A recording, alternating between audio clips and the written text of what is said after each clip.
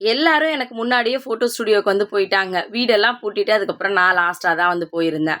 ரொம்ப நாள் ஆசை. இப்படி 5 பேரையும் அழகா உட்கார வச்சு ஃபோட்டோ எடுத்து அம்மாவோட வீட்ல மாட்டி பார்க்கணும் அப்படின்றது. அதனால தான் வந்து பார்த்தீங்கன்னா, எல்லாரும் அவ்வளோ ஹாப்பியா ரெடியாகி வந்து வந்தாச்சு. ஒரே ஒரு டவுட் என்னன்னா, ஃபோட்டோ எடுக்கும்போது தேஷ்விகா அழாம இருக்கணும், ஸ்ரதன் ஒழுங்கா இருக்கணும் இப்படியெல்லாம் இருந்துச்சு. ஆனா 5 பேருமே வந்து பார்த்தீங்கன்னா, அவ்வளோ அழகா வந்து ஃபோட்டோவுக்கு போஸ் குடுத்துருந்தாங்க. ரொம்ப நல்லா இருந்துச்சு. தேஷ்விகா வந்து பார்த்தீங்கன்னா, ஃபோட்டோவ தவிர வேற எங்கேயுமே பார்க்கல. ஸ்ரதன பத்தி கேட்கவே வேண்டாம். அவன் அவ்ளோ அழகா ஃபோட்டோக்கு போஸ் குடுப்பான். தேவேஷுமே வந்து பார்த்தீங்கன்னா, அழகா வந்து ரெடி ஆயிருந்தான். 5 பேரும் சேர்ந்து நெறைய ஃபோட்டோஸ் வந்து எடுத்திருந்தோம். கண்டிப்பா ஃபோட்டோஸ் வந்ததுக்கப்புறம் அதையுமே உங்ககிட்ட நான் வீடியோல வந்து ஷேர் பண்றேன். தேவேஷ் வந்து பார்த்தீங்கன்னா, நான் தேஷ்விகா கூட தனியா ஒரு ஃபோட்டோ எடுக்கணும் அப்படின்னு சொல்லிட்டு அவங்க பாப்பாவ தூக்கி வச்சு தனியா எடுத்திருந்தான். அதுக்கப்புறம் 3 பேரும் சேர்ந்துமே தனியா ஃபோட்டோஸ் எல்லாம் எடுத்திருந்தாங்க. எல்லா ஃபோட்டோவும் ரொம்ப அழகா வந்திருக்கு. கண்டிப்பா ஃப்ரேம் பண்ணிட்டு அதையுமே சீக்கிரமா உங்ககிட்ட நான் ஷேர் பண்ணிக்கிறேன். Thank you.